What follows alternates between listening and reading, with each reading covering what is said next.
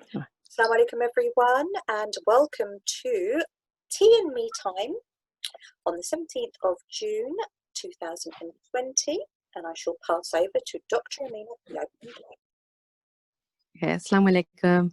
أعوذ بالله من الشيطان الرجيم. بسم الله الرحمن الرحيم. إن الحمد لله نحمده ونستعينه ونستغفره ونعوذ بالله من شرور أنفسنا ومن سيئات أعمالنا. من يهده الله فلا مضل له ومن يضلل فلا هادي له. وأشهد أن لا إله إلا الله وحده لا شريك له وأشهد أن محمدا عبده ورسوله. And English to that. All praise is to Allah. We seek His aid and His assistance and ask His forgiveness, and we seek refuge in Allah from the evil of our own selves and from the evil of our actions. Whomever Allah guides, no one will be able to mislead him. Whomever He leads astray, nobody can guide him. I testify that there is no deity worthy of worship except Allah, alone without partner, and that Muhammad sallallahu alaihi wasallam is His slave and messenger. So, Over to you. for that beautiful recitation, and I'm just looking through the chat, and I can see that we've got people from all over the place: London, Qatar, alhamdulillah, and we've got a couple of newbies, mashallah. So jazakallah khairan to Sister Sabine and Sister Raiha, is that how you pronounce your name? I'm hoping I didn't get that too awfully wrong. Joining us for the first time, and Sister Naima, yep, I remember you. And yeah, so jazakallah khairan, ladies, for our returners and for our first timers. It's really exciting to be here. It's the first time speaking to you all since Ramadan. I think I did a session probably not the last week of Ramadan, maybe in the last 10 days of Ramadan, but not anything after that. So I'm really excited to be here. And I had a little bit of a conversation with the other coaches, or a little bit of a to and fro with the other coaches just before I came on, because I wanted to deliver a session today, really, that was talking about, how things are post-Ramadan. And I know that Amina Hussein did a session on Monday about how to keep that momentum going and how to really find that peace after the high of Ramadan, and how to kind of, just keep the momentum going. And there's been a lot, hasn't there, about Ramadan blues and the kind of come down after Ramadan, and how the feeling now may be very different. I mean, saying the word Ramadan, it feels like it was ages ago. It just seems like, subhanAllah, it was a long, long time ago. And in essence, it really wasn't. But that perception of time, it's like, wow. So I'd like to talk to you really about my own takeaways from what I learnt about myself, about my situation, about my life during Ramadan, and how things have gone from there.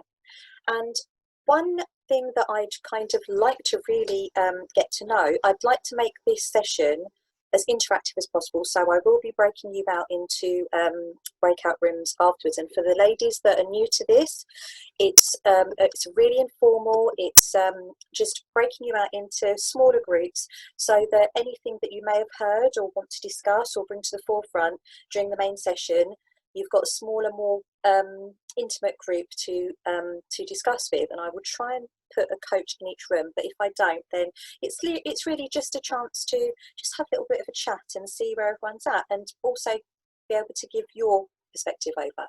So the story for me, and again, I'll come back to why I've used the story. So life during Ramadan, this Ramadan lockdown, very, very different to all my previous Ramadans. And I had an inkling, I guess, just before Ramadan happened, just before we were approaching Ramadan, when lockdown first happened, it felt as if it was very Ramadan-esque. It was very much that feeling of there is something in the air. There is something very different, and the only way that I could describe it was it felt like Ramadan, because everything was more focused. The spotlight was focused a lot more on my actions, on my words, on my deeds, and really just, it felt as if there was something that was, I guess the only way that I can describe it is, I felt that there was a lesson to be learnt in lockdown. I felt that we'd been given this time for a reason, and the way that the way that I had approached Ramadan before was very much, in this month I'm going to, learn so much about myself, or I'm going to do X, Y, and Z, and I have a plan, and I have a goal, I have the things that I want to achieve. And when lockdown first happened, I guess I thought very much the same thing.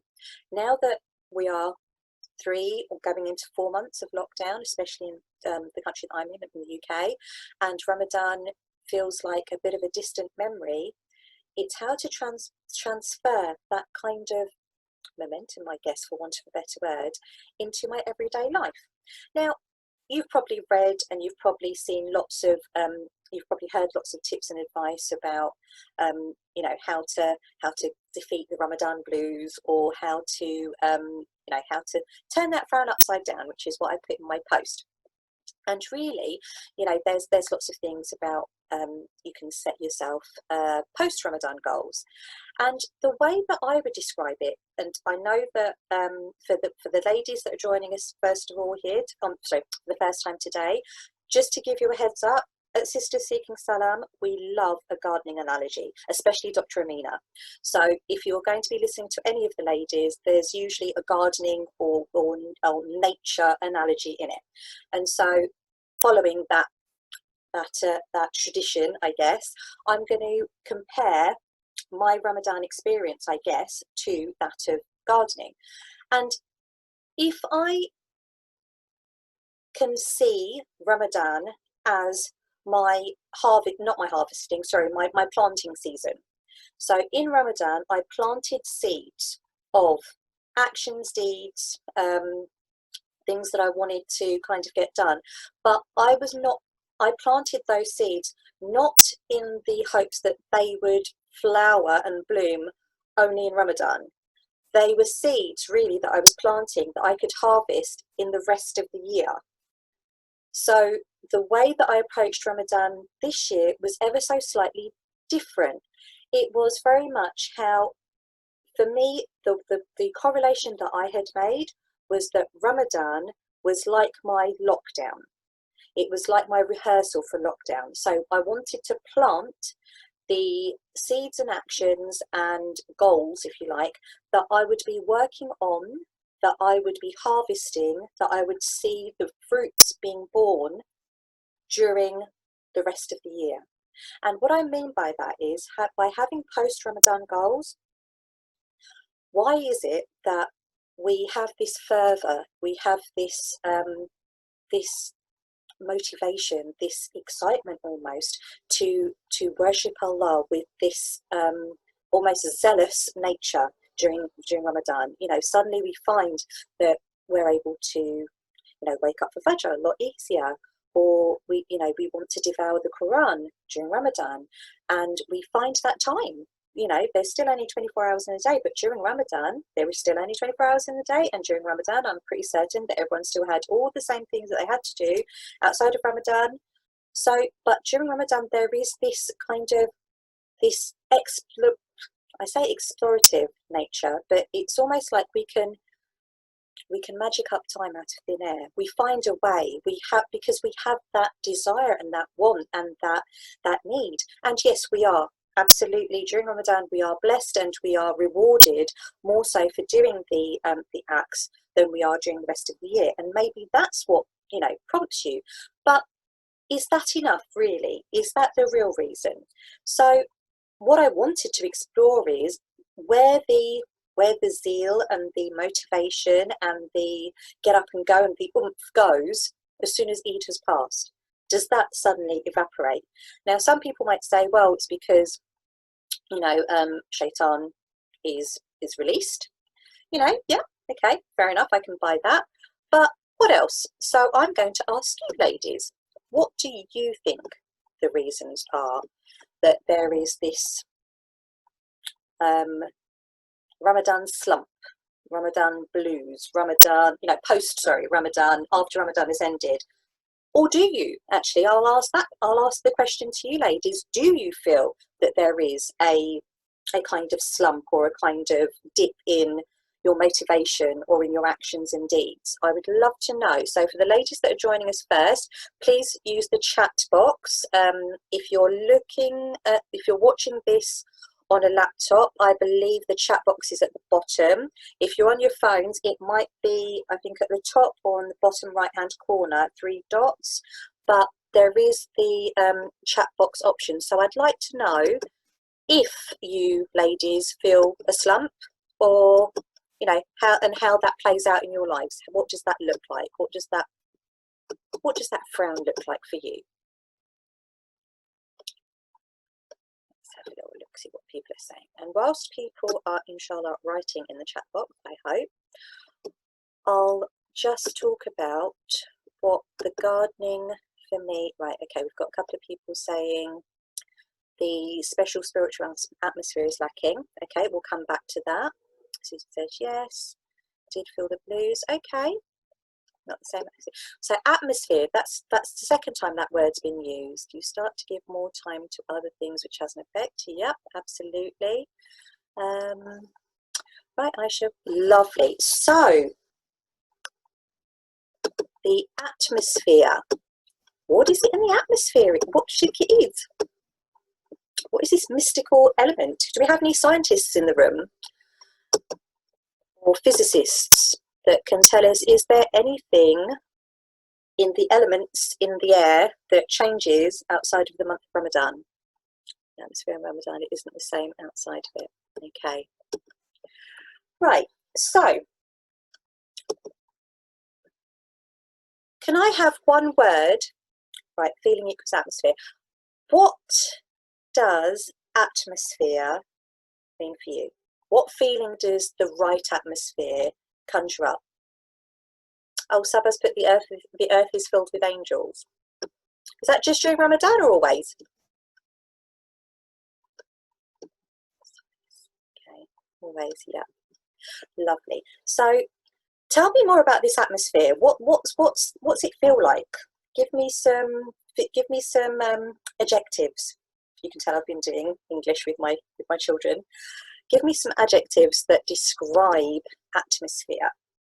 Peace and tranquility, closeness.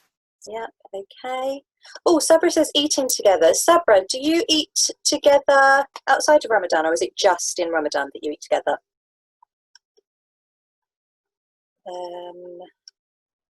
Let's have a little look. Right, okay. Naima's just put something that's quite telling, because everyone is high with Iman. Okay, lovely. I'm going to talk to that in a bit. But thank you very much, ladies. Oh, I love it when everyone's really, really lovely in the chat. Although it does, I have a lot going on, so please bear with me. Yes, I think it's the same.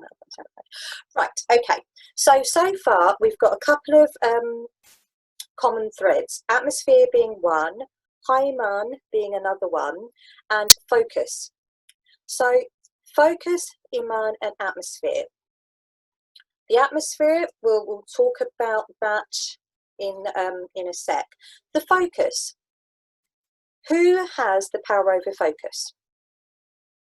Because the Ramadan atmosphere, if that's only during Ramadan, what can we do for that? But the power over focus, that Susan says us, absolutely.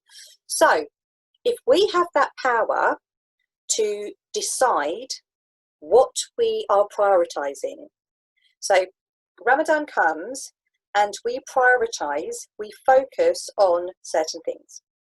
So yeah, so we can so we prioritize, maybe the extra prayers that we might not have time to do in the rest of the year, or in the rest of outside of Ramadan. Are there less than 24 hours a day in Ramadan? Do your children cry more in Ramadan? Is your job longer in Ramadan? Shorter in Ramadan, sorry. Are your, let's see, do you take Ramadan off? So whatever jobs you do, whether it be something paid outside the home or whether you're at home, do you take the whole of Ramadan off? Amina says yes, subhanallah. Okay. So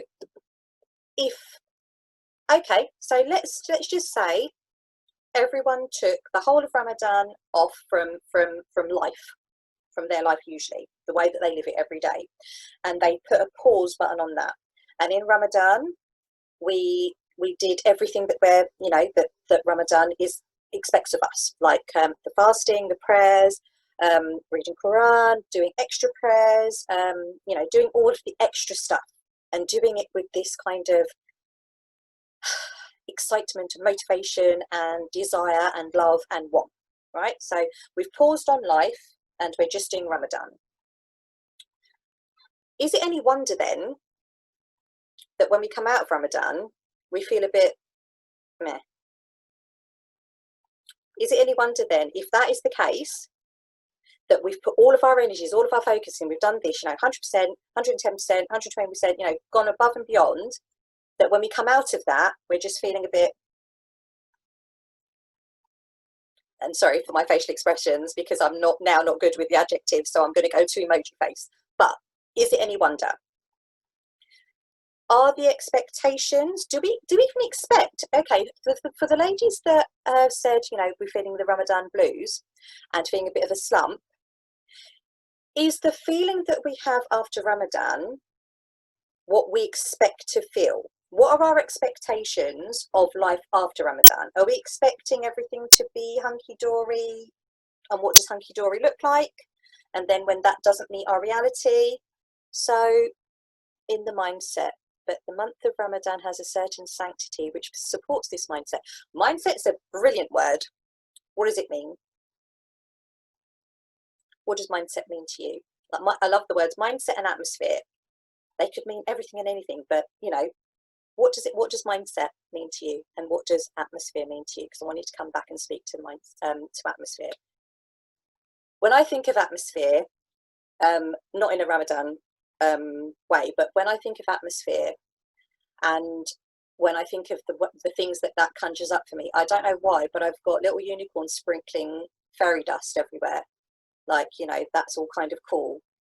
But when I think of atmosphere, obviously, when we're talking about Ramadan, and atmosphere when we're talking about a spiritual vibe, I prefer the word vibe, because for me that conjures up something that I have something to do with. Like I can, like there's some people that call it, vibrating, or some people call it, oh goodness, your spiritual gauge, and where you're at on that spiritual barometer.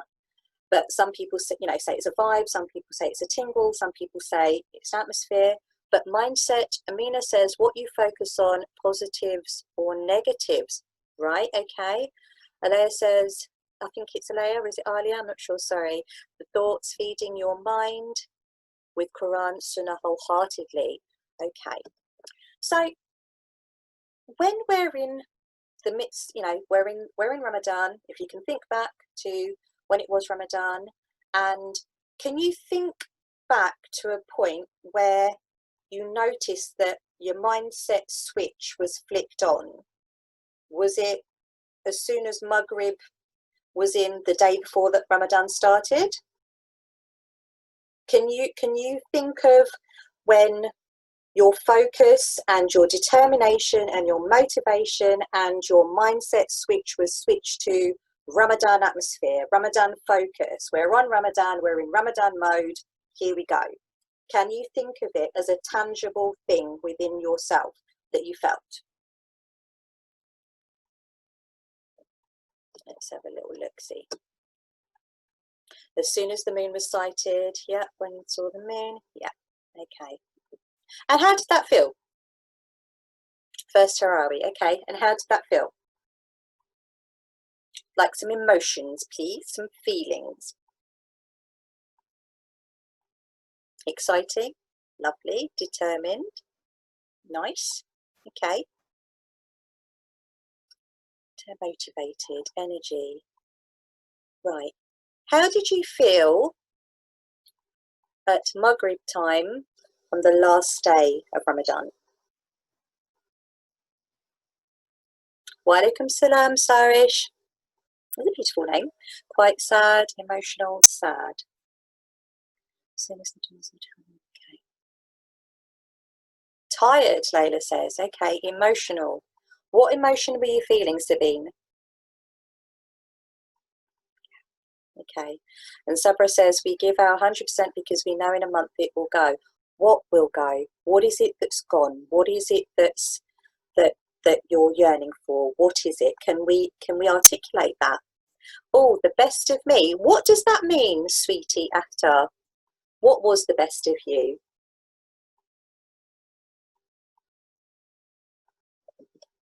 I'm loving all of the conversation in the chat. You ladies are so engaging, and it would be nice to see some of you, but I understand if you want to keep your cameras off, that's completely okay. Right, okay, so Fuzia says that she's not doing her evening and morning adhkar as she was doing in Ramadan. Right. What was the question? Oh, Susan, that's a good question. I can't remember. I think it was, how did you feel at Maghrib time on the last day of Ramadan? And someone said emotional, and I just wanted to know what emotional meant. And someone said, sorry, that they were sad that it was gone. And I asked what was gone. What exactly was what disappeared? What was it? Okay.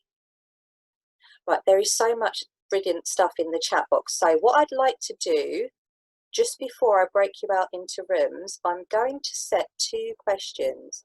And now I'm going to have to think and remember. Assalamu alaikum, Aisha, lovely to see you. I'm going to try very, very hard to remember the questions that I was going to ask you. And I didn't write them down. And now I'm becoming, oh, goodness me. Right, before I break you out into rooms, the reason that I've asked you to try and articulate what it is that you feel that you've lost, or what it is that you feel that you gained, or, trying to put a language around how you are feeling and thinking, is because sometimes when we, right, does everyone know the what rose tinted glasses means? Like when you're looking, when you're remembering the past and you're remembering it through, or you're looking at it through rose tinted glasses, it's maybe not the actual thing that happened, but you're remembering it in a kind of more favourable light, or you kind, like childbirth. Let's go for childbirth. I know that not everyone is a mum in this group, but I think everyone knows a mum, and maybe a mum will say that generally, okay, I'm really going to go off on a tangent here, but why do women keep having children if it hurts so much? Not if, it does, but it's like you think, okay, well, that hurt too much, I'm not going to go there again. Because when you're looking back, because you're mad. Layla, I'm into that, my friend, but you're not mad, you're not. Yeah, why, okay, I'll take away from children. Okay, does anyone go to the gym? I don't, as you can tell, but I've been told that no pain without, no gain without pain. Why do people still go back to the gym, even though when they come out the first or second time, they are absolutely exhausted, they ache from top to bottom, but they still go back? Because after they've got to whatever it is, whatever it is, the way that they want to look, or whatever weight that they've, got to, however it is, whatever goal that they had hoped to achieve, looking back, you don't think about all of the pain. You might remember it, but it's not the overriding factor. It's the general kind of what you gained, rather. Generally, I would say, I mean, for my friends that go to the gym and I think, my goodness, I couldn't do it.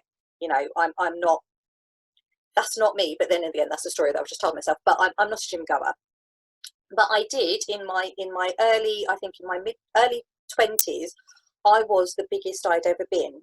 And at that moment, something just clicked in me that I thought, I don't really want to be like this. And so it it took not anyone saying anything to me, but I just decided that day that I was going to start eating healthily and exercising.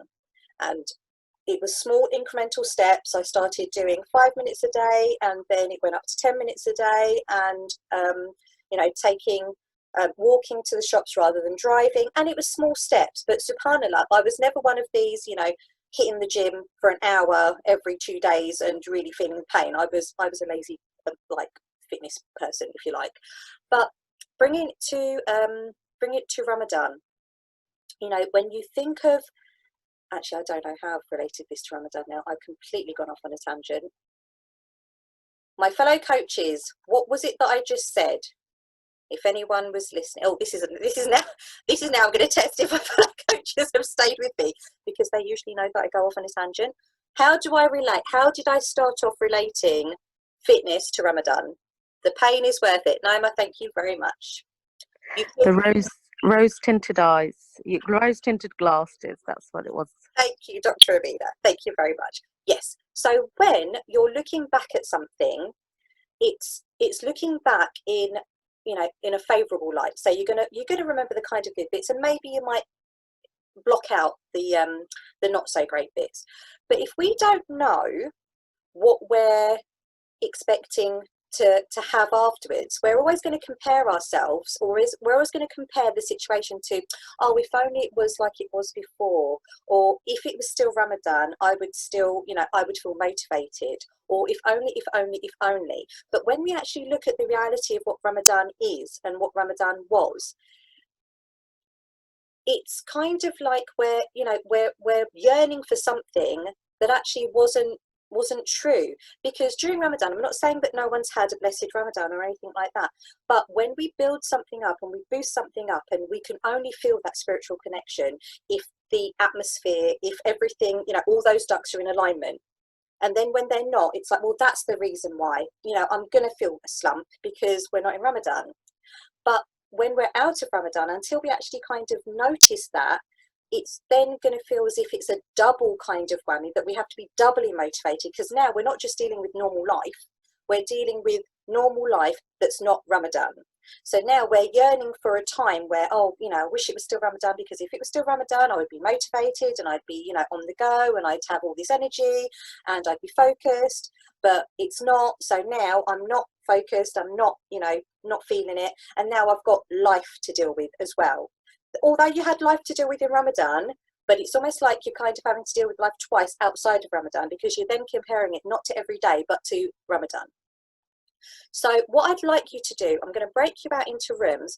I'm going to ask you what it is, what seeds do you think what seeds did you sow in Ramadan? You might not even realize that you sowed a seed in Ramadan, but what is it that you did in Ramadan that you can benefit from in everyday life? Because Ramadan is only a month.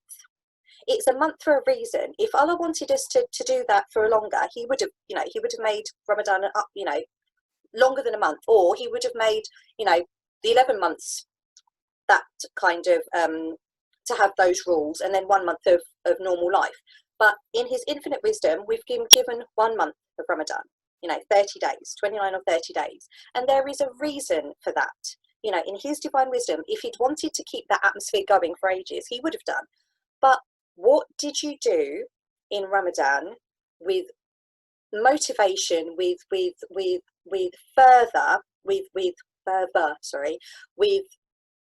absolute exhilaration and excitedness and love and devouring the Quran? What kind of things did you do in Ramadan that you can reap the benefits of in the rest of the year? What seeds did you sow in Ramadan that you can benefit from in the rest of the year? What are they, what fruits are going to be born? So I am going to split you into rooms, and I can see that there are 37 of you ladies. So let's have a look. Right, 36. I'm going to put you into 8 rooms. Right. You should, for the ladies that are watching for the first time, there will be something that comes up on your screen that says join breakout room. If you can just click on that, that'd be great. And I'd like you to discuss the seeds that you sow, the seeds that you have sown in Ramadan, how they're bearing fruit and what you can take from that. So inshallah, I'll do that now, and I shall see you in a tick.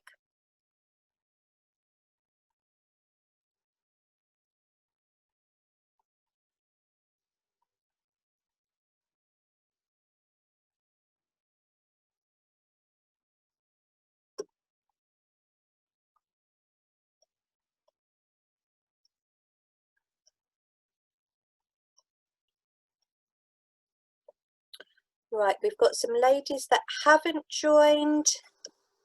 Farah, did you want to pause the recording? Yes, I did, sorry. Assalamu alaikum everyone, welcome back. I'm hoping that I've not lost everyone. Okay, let's have a look.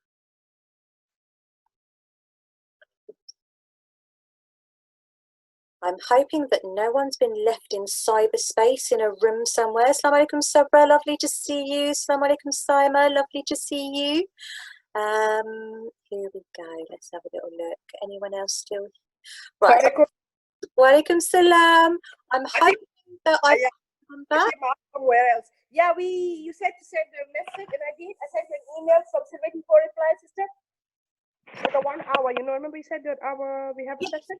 Right, yes, I will do. Yep, so I will get back to you. Jazakallah khairan. I did think it was you. Right, of course, I'll do that after this call. So thank you so much for reminding me.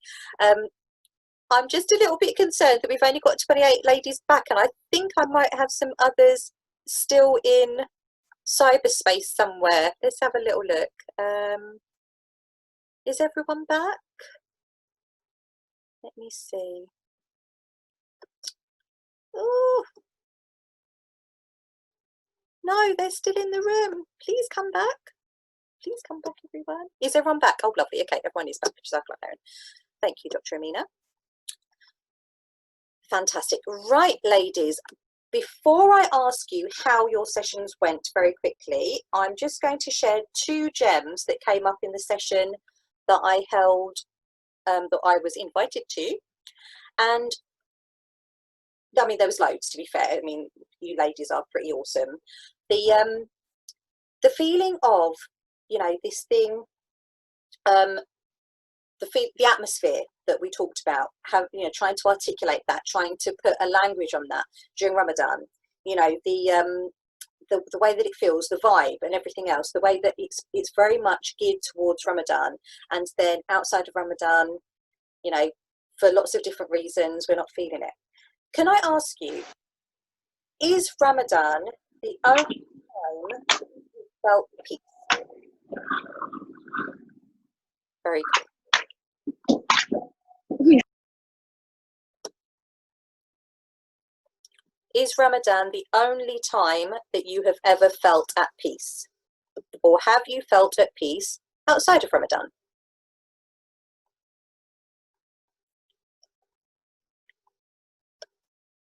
Yes, you have. Okay, lovely. Not the only time.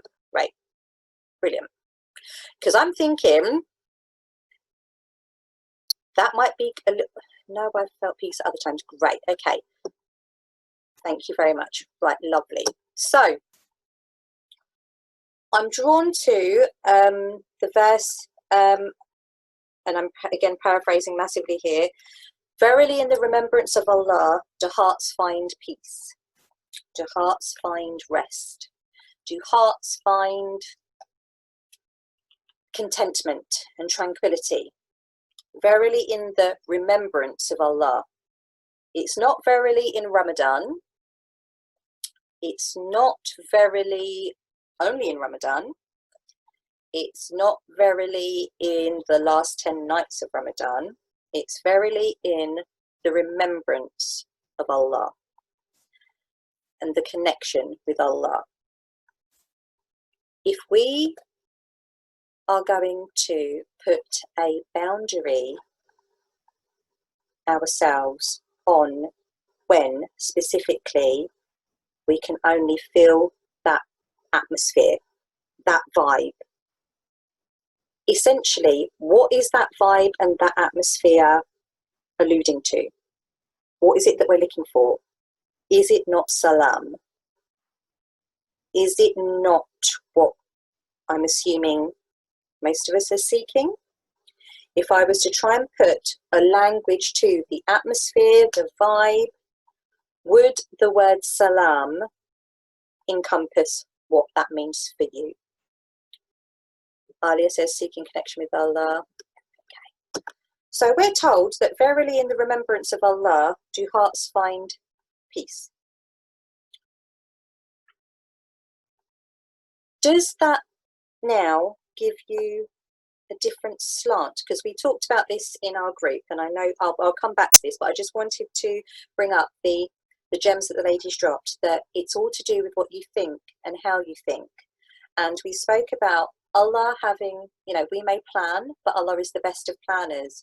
And when we really dig deep and we really uncover and unpeel peel back the layers of that onion, you know, it's a very simple sentence. You know, we plan, but Allah is the best of planners. Yeah, we know that. But when we see the wisdom in that he is the best, you know, we may think that we know, we, you know, kind of want something to happen.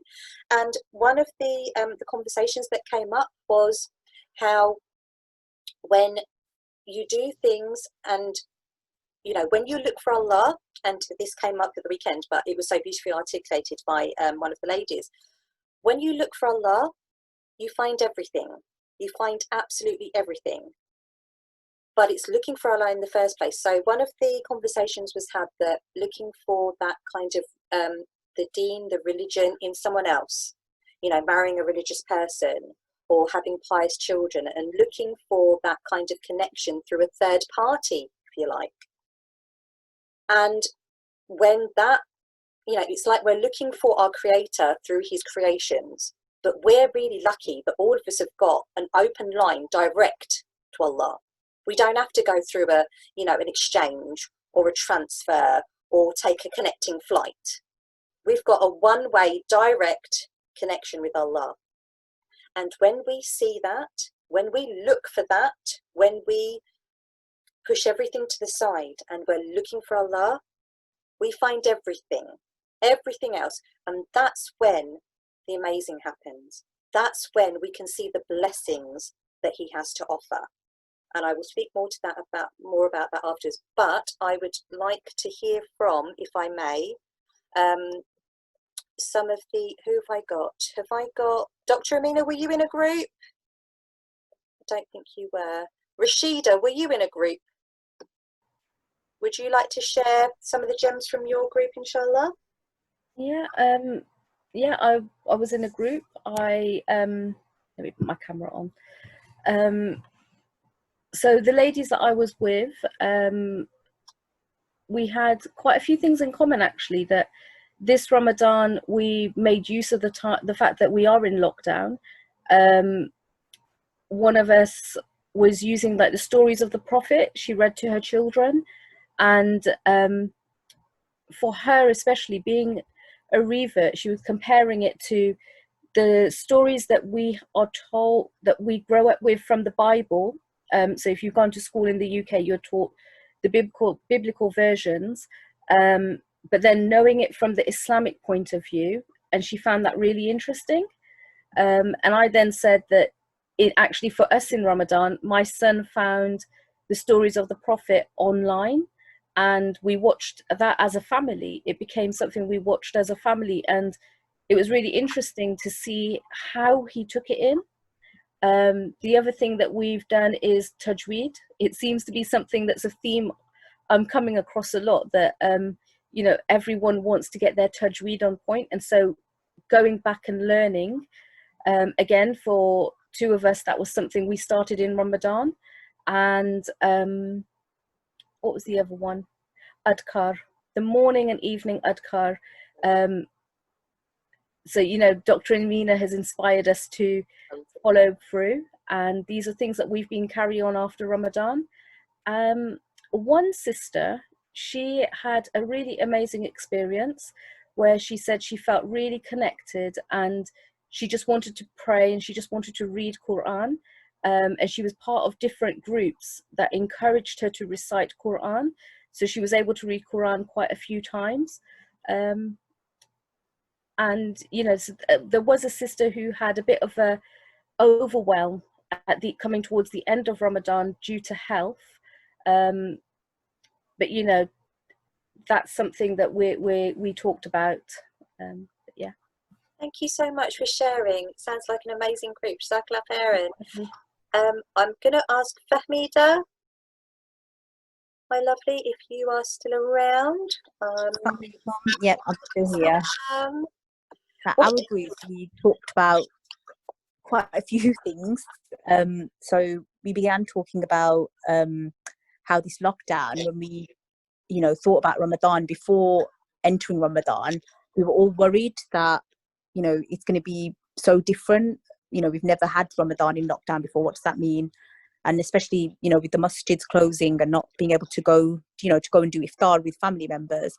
But I think talking to different sisters, I think we've all had the best Ramadan this year. And we were all thinking, like, when will we ever get another Ramadan back like this? Because just having a quieter Ramadan, less busy. Like, I remember on Eid, usually I'm, you know, a few days before Eid, I'm running around like a headless chicken, going shopping and trying to get everything together. And this year, alhamdulillah, you know, my husband went and got the shopping, and I just, you know, did what I needed to. And alhamdulillah, it just all fell into place, like without all that extra worrying and stressing out. So just, you know, just being at home, just having a slower sort of day-to-day life, that really helped. And I think that's where we were able to feel less tired to do ibadah, and, you know, to fit more ibadah in.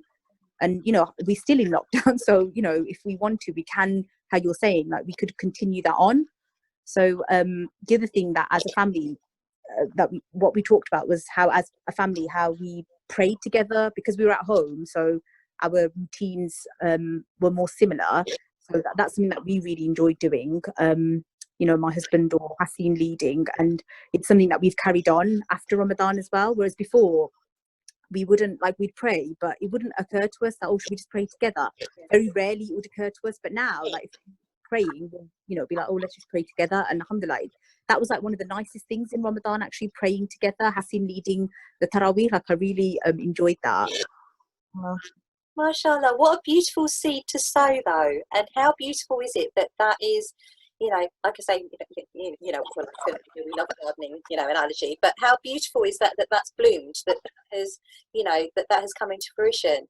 The blessings of praying in congregation, you know, you're still, you know, benefiting from those blessings that you wouldn't have ordinarily had you, you know, not sown that seed in Ramadan, and now it's occurring to you.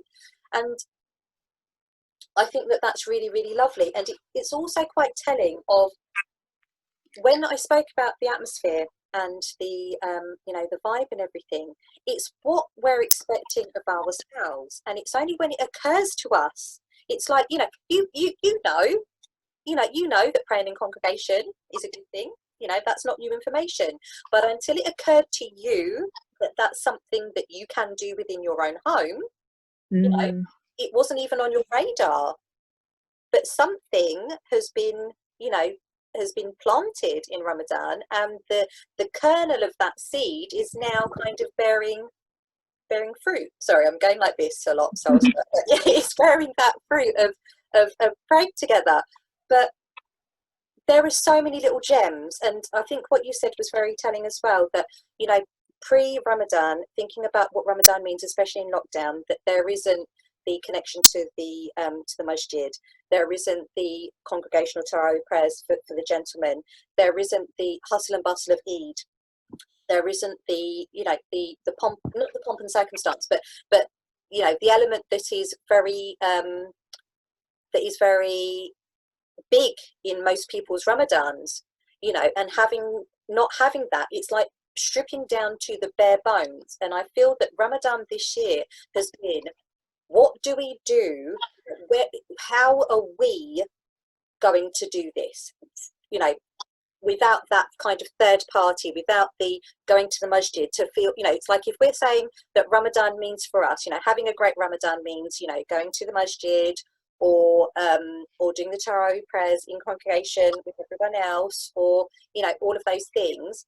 Like one of the ladies said that she couldn't do Ramadan last year because she was breastfeeding.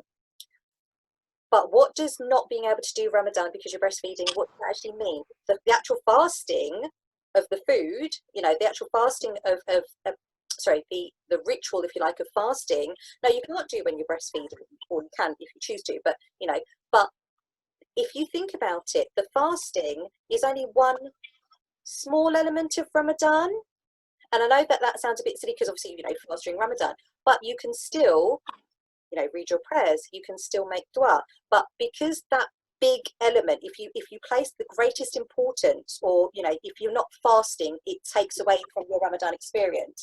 Or if you're not going to the masjid, that takes away from your Ramadan experience.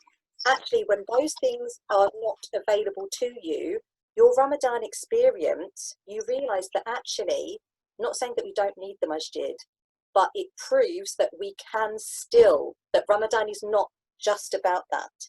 It's about our connection with Allah.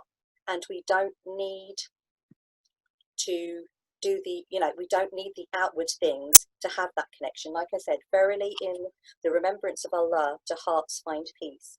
Not just, you know, it doesn't say verily in Ramadan, do hearts find peace.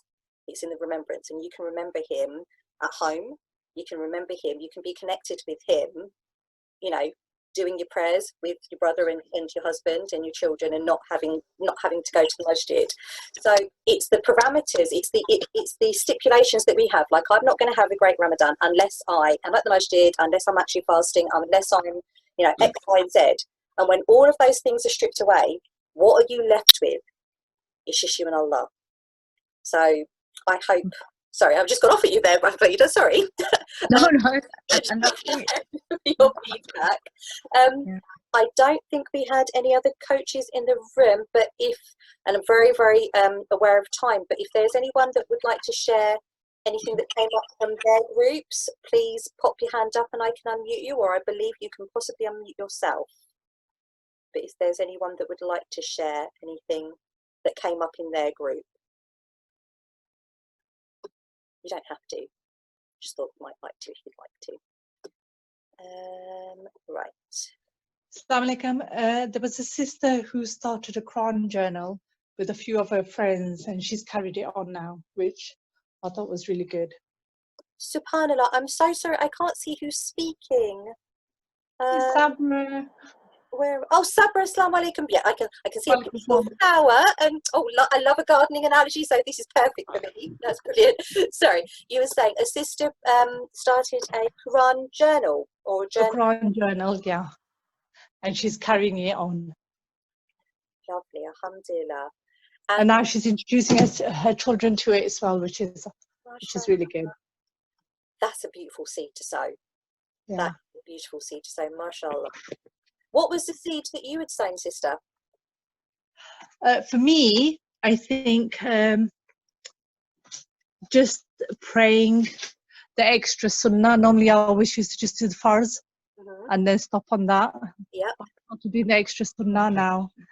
And I've started doing Mondays and Thursdays fasting, which hopefully inshallah I'll carry on. But I also feel that I think Allah gave us such a perfect time for the lockdown. Like, he gave us time to adjust, and then he brought in Ramadan. He didn't just bring Ramadan, lockdown, and then Ramadan came. He gave us the time to adjust. And I think without that adjustment time, you know, and then having Ramadan in lockdown, I mean, alhamdulillah, you know, just such a blessing. Absolutely. And I love that it wasn't just Ramadan in lockdown, gave us a few weeks, you know, to ease us in. Yeah. And then so the divine timing, like we know, nothing is an accident, you know, everything is purposeful. And subhanallah, there is a great wisdom, there is a great divine wisdom as to why we had that time before and as to why we had Ramadan in lockdown, mashallah. Jazakallah khairan so much for sharing, and I love that Quran journal. That's such a, and again, sharing it with your children, like the sister sharing it with their children, mashallah. That's a beautiful seed to sow. Did anyone else want to share any seeds that they have sown or anything that came up in their group? Because if not, I'll bring this to a little bit of a close.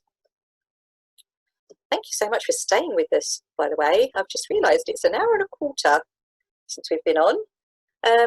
Right, if no one else would like to share, I shall just bring it to a close and say, Jazakallah khairan, thank you so much for joining us today and for joining us on this conversation. And I'd like to leave you with kind of,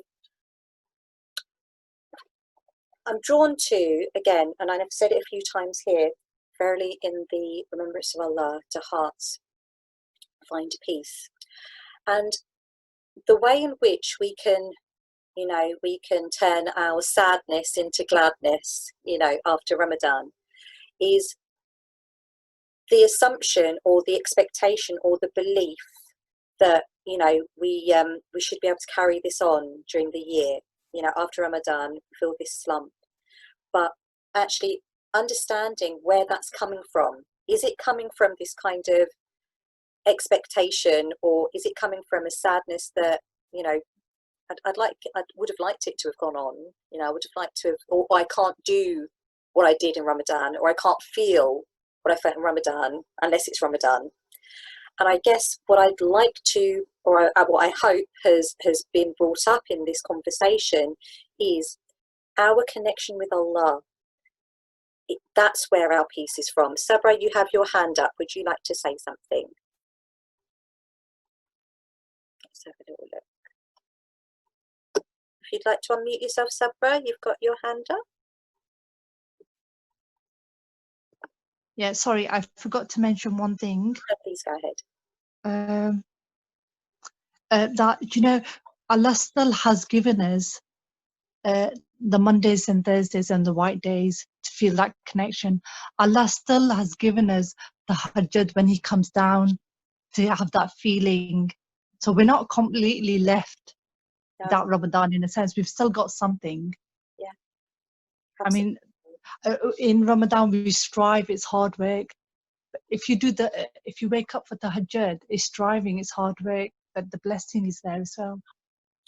And that in itself, when you find something a struggle and you do it anyway, what more strength of Iman is there? And at the weekend, attending a course, and there was something that really kind of transformed my my thinking about this.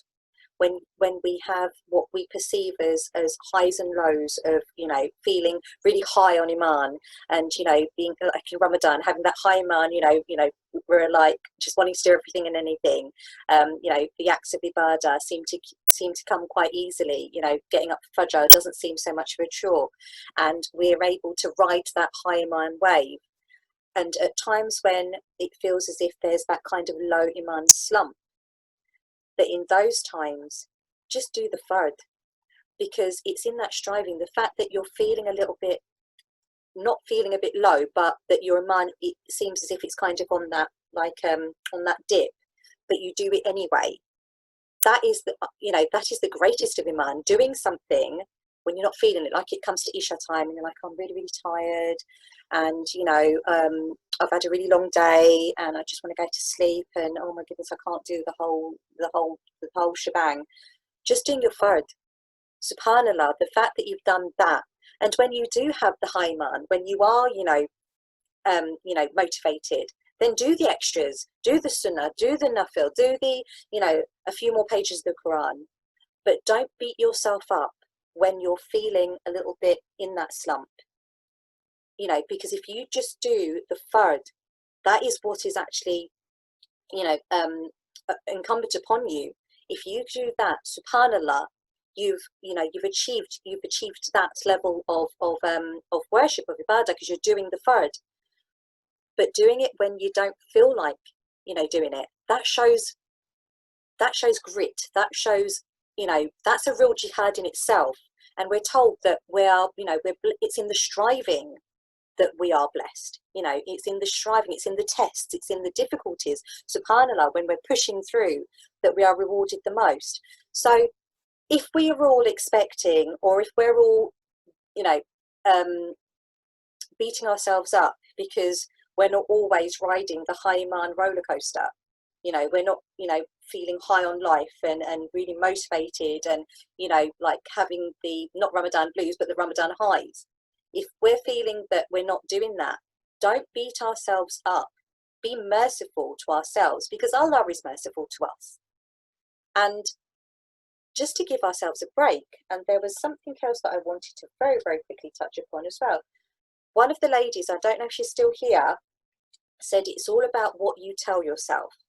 It's all about what you say to yourself. If you tell yourself something, you're going to expect it. And it's a bit like the placebo effect.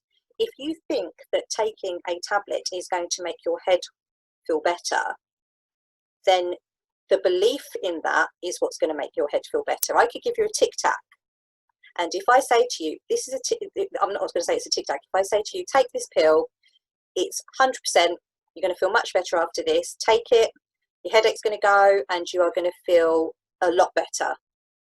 And you take that tic tac, and then suddenly you're feeling all right.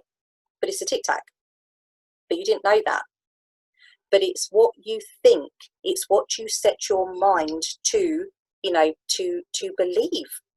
So if we believe good of ourselves, if we believe good of Allah, if we have that good expectation,